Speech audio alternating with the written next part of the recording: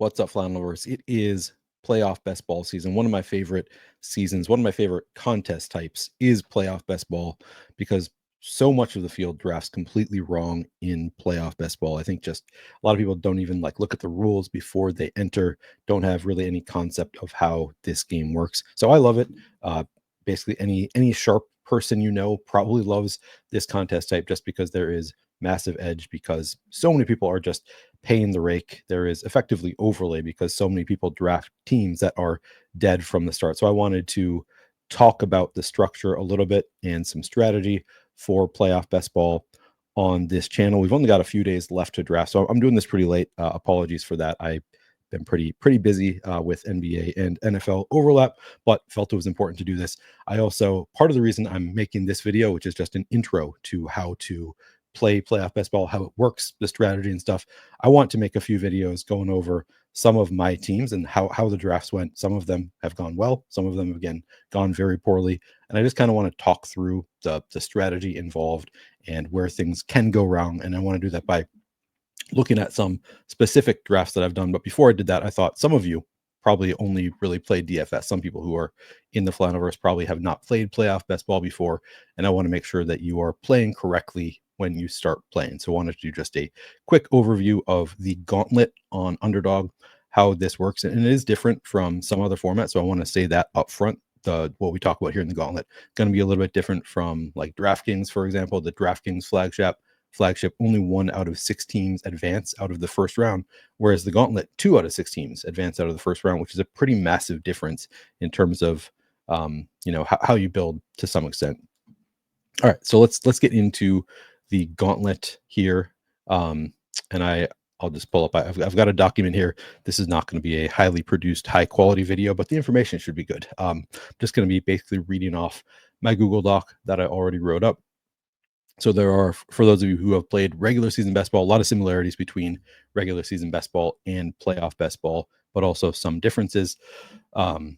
There's also, like I said, some differences in how the contest structures work. The number of teams that advance from the first round, but also like how big the groups are in the second round, the third round, etc. The amount of prize pool that goes to first versus last place in the finals. All of that's going to vary contest to contest. But here I'm just talking about the Gauntlet on Underdog.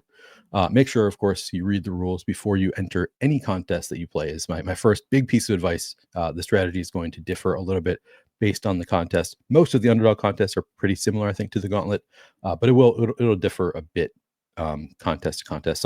Even on Underdog, some of them only 1 out of 6 advance from the first round. All right, so the Gauntlet starts with 90,000 teams. So it's 15,000 different drafts with 6 managers in each draft. The drafts are sequential. So whenever you enter the contest, you're essentially grouped with the people who have entered around the same time as you until 6 fill, and then they restart with the next group. And then once you start, the 10-round draft begins within 1 minute. You get a minute to kind of prep after. Make sure you get the notification that the draft is going to start. So you have 1 minute, and then the draft starts. Each manager drafts 10 players, and then you are done. There's no adding, dropping, or trading players, just like regular season best ball. You're not setting your lineup. The 10 players you draft, those are your 10 players for the entire contest. By the way, you get 30 seconds per pick. So keep that in mind. There's no like slow drafts in playoff best ball. You just get 30 seconds per pick. I think that is consistent across all sites and all contests. All right, so each week your team is active. Your top scoring players, based generally on the same scoring as a standard half point per reception season-long league, will accumulate points automatically within a roster of 1 quarterback, 1 running back, 2 pass catchers, which is wide receivers and tight ends are grouped together as pass catchers, and then 1 flex player, which can be either a pass catcher or a running back. Can't have a quarterback in the flex. This is not super flex. So keep in mind the roster construction as you build as well. That's pretty important to understand what you need and which positions you need to fill each week. Just like in regular season best ball, a majority of teams get eliminated each round. But in regular season best ball, the first round lasts for the first 14 weeks of the season. In playoff best ball, each round is just 1 week. The first round, wildcard weekend, teams compete against the 5 other teams that you drafted against. Just 2 out of the 6, and in the Gauntlet is 2 out of 6. Again, different contests. Some it's just 1 out of 6. But in the Gauntlet, 2 out of 6 teams move on to the second round. It's worth noting that if you advance to the second round but no further, you will lose money. It's $25 to enter. The lowest, if you advance but don't advance any further, you just get $20 back. So it's not really a good idea to play just for advancing to the second round, because you're going to lose money if that's all you do. We'll get into that a little bit more. For the second round, advancing teams are randomly assigned to a new pod of 10 teams for the divisional round, and only 1 of 10 move on to the third round. So it immediately gets more difficult in the second round. First round, 2 out of 6 move on. Second round, it's 1 out of 10. So you really need to be playing for those further rounds, because it is much, much more difficult to move on from those rounds than it is to move on from round 1. It's the same thing in the third round. Advancing teams randomly assigned to a new pod of 10 teams, and then only the top team moves on to the fourth round, which is the Super Bowl. That is the championship round. In the Super Bowl, the final round, 300 teams, the 300 teams that make the final, are going to compete against each other in basically a large tournament structure of 300 teams, where the top team wins $200,000. The bottom 100 teams each win $1,000. So you win a lot more. It's a pretty top heavy contest. They're basically all fairly top heavy contests. But 200,000 to first, 1,000 to the bottom 100 teams. So even making the final, I mean, you get 1,000 back right away. So that's not bad, but it's a lot more money if you can get to the top in the final Super Bowl round. So let's talk a little bit of strategy. Again, let me repeat that: $1,000 to the bottom 100 teams, 200,000 to first in the finals. While it's great to turn $25 into $1,000, the real money isn't just in making it to the final. The real money is in winning, getting to the top of the final. So generally, the best strategy is to work backwards from the Super Bowl. So here are some tips. Draft a team that has at least a possibility of 5 or more active players in the Super Bowl. And of course, more is better. You get more different combinations of potential players if you get 7, 8 players to the Super Bowl instead of just 5. But you want to have at least 5 players active in the Super Bowl. This could be 5+ players from just one team.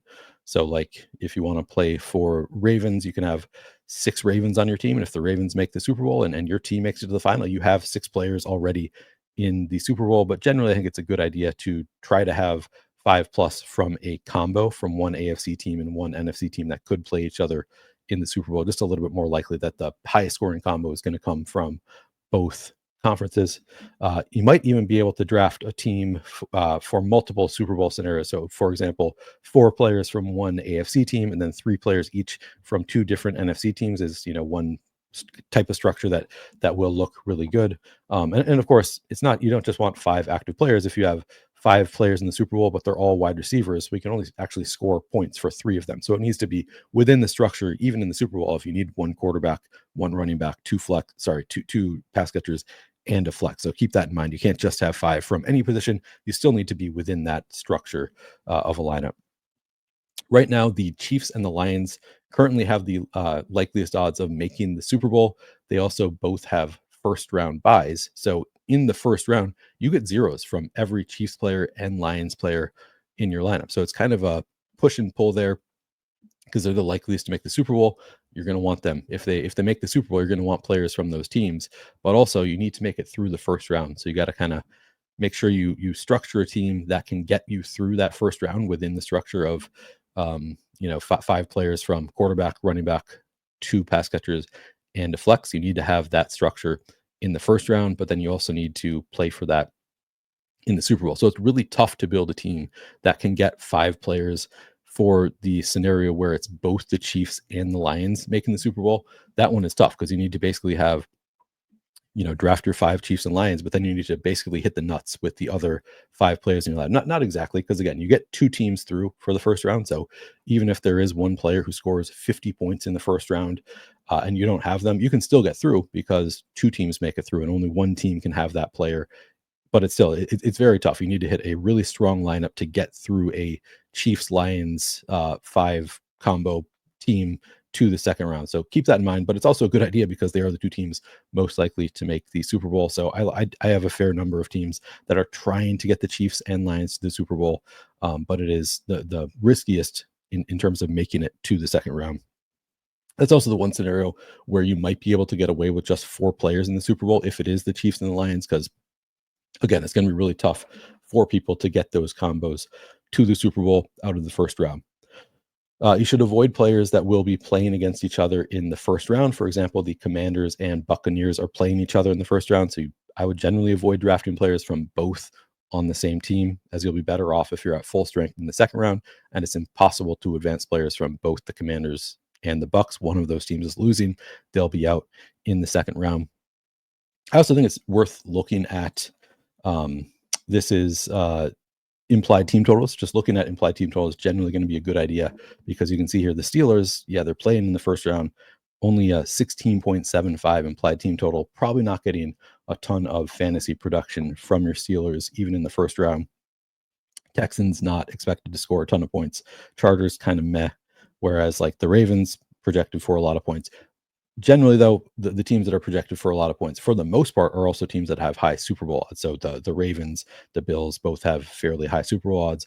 The teams that are not expected to go as far, it's kind of convenient, also not projected to score that many points in the first round.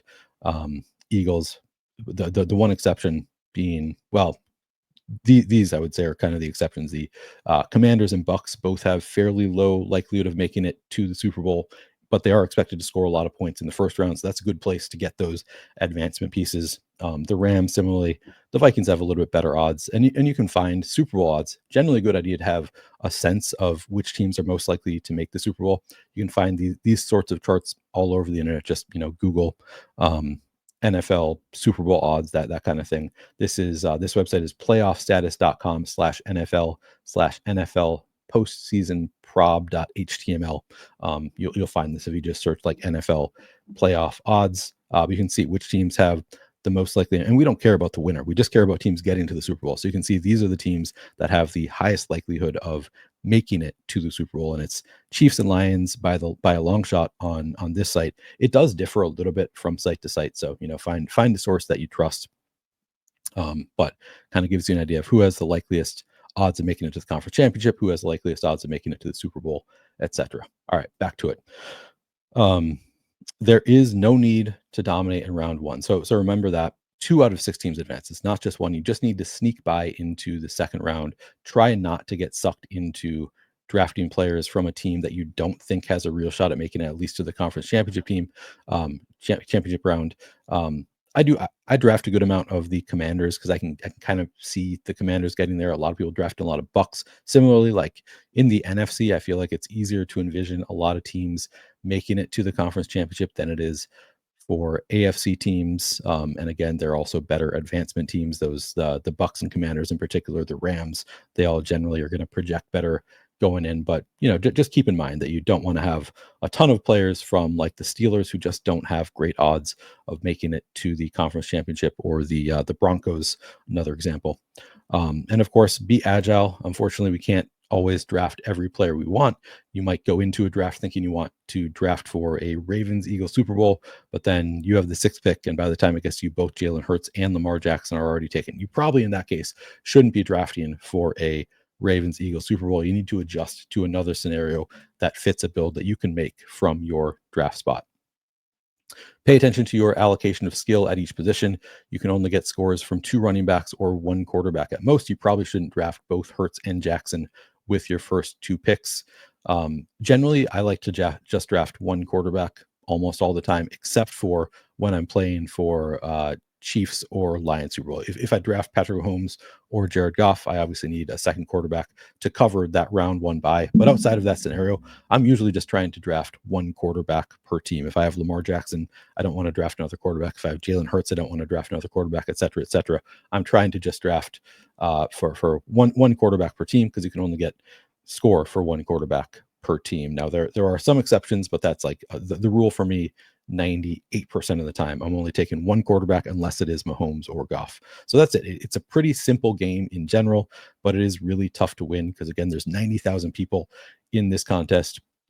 If you have any follow-up questions, there are a lot of ways to reach me. Now, first of all, feel free to ask away in the comments below this video. I will try to answer any questions that you get in a timely fashion. My DMs are always open on social media. I'm at PlayerQDFS wherever you want to find me.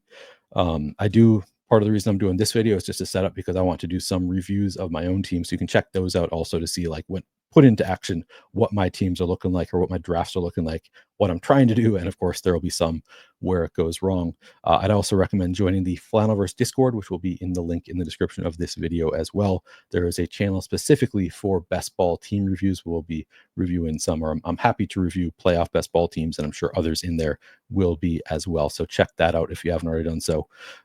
If you are not subscribed to the Flannelverse YouTube channel, please do so. I'm trying to get to 5,000 subscribers by the end of the NFL season. Still have a long ways to go and only about a month left. So would appreciate your support.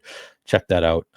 Subscribe if you haven't already done so. If you would like the video, commenting, all of that is very helpful for the YouTube algorithm. Good luck in the playoffs. Hope to see you guys soon. And I'll put out some more videos on playoff best ball team reviews soon.